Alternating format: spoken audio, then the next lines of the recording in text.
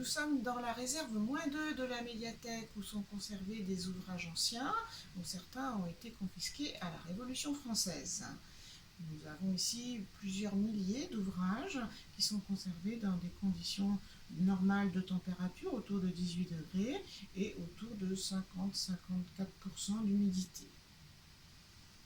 Alors ici nous sommes devant les ouvrages du XVIe siècle. Ce sont les ouvrages les plus anciens que la médiathèque possède.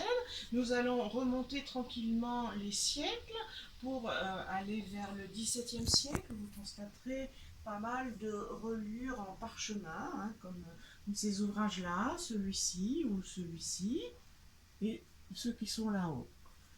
Ils sont de formats différents, des petits, des grands formats. Certains sont plus abîmés que d'autres. Ils ont été souvent très utilisés dans les monastères où ils ont été confisqués dans la région. Nous allons remonter vers le XVIIIe siècle.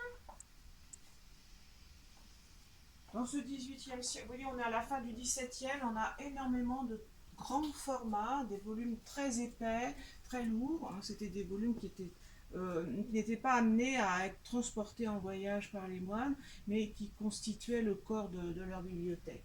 Au XVIIIe siècle, on voyage davantage, donc on a des ouvrages de format plus petit et aussi beaucoup plus décorés. Les fonds des monastères étaient sûrement plus importants et ils avaient les moyens d'ornementer davantage leurs ouvrages. Ils ont aussi reçu des dons. Louis XIV a donné certains ouvrages. Je n'ai pas à vous en montrer, mais bon, il y a eu quelques dons importants.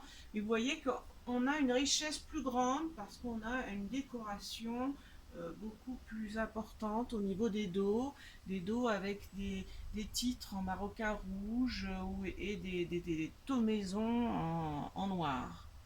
On a encore quelques gros volumes, hein, assez conséquents, des volumes qui devaient sûrement rester à tenir dans la bibliothèque. Et puis on a toute cette partie de fin 18e qui ont été acquis mais sans reliure.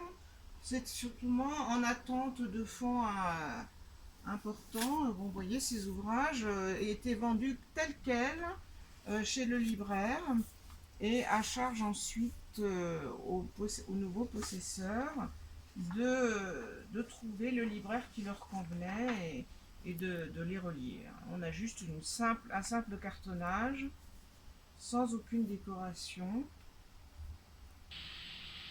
Alors voilà, nous continuons notre découverte de ces fonds. Donc là, vous avez vu tout à l'heure les confiscations révolutionnaires plutôt faux religieux. Et ici, vous avez un fonds général qui comporte à la fois des dons, mais aussi des achats.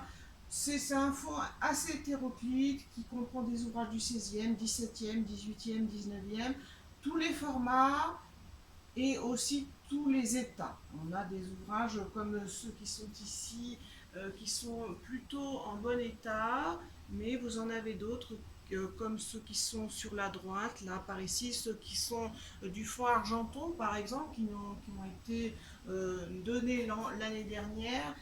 C'est un fonds qui a beaucoup souffert. Vous voyez pas mal de boîtes grises, ce sont des boîtes en polypropylène. Ces ouvrages sont mis dans ces boîtes pour les conserver parce que très souvent le dos est cassé, les morts sont brisés, les livres sont prêts à se détacher, hein. Donc voilà.